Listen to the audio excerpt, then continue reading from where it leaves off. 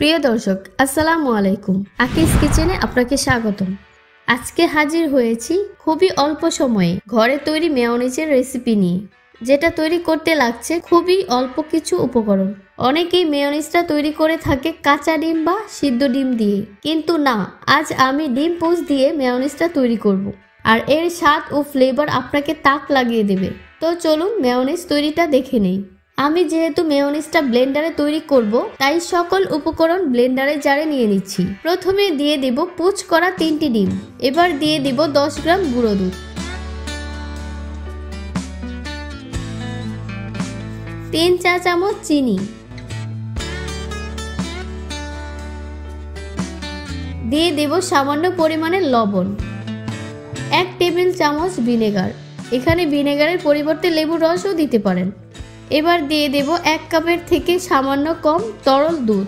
দুধটাকে আমি আগে থেকে জাল করে ঘন করে ফ্রিজে রেখে ঠান্ডা করে নিয়েছি। এবার দিয়ে দিব পরিমাণ মতো গোলমরিচের গুঁড়া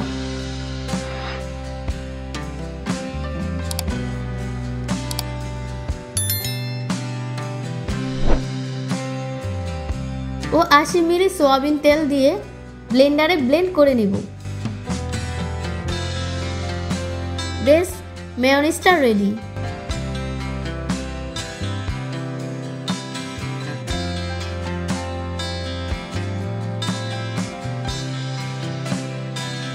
মেয়োনিজটা আমি একটু ঢেলে দেখিয়ে দিচ্ছি।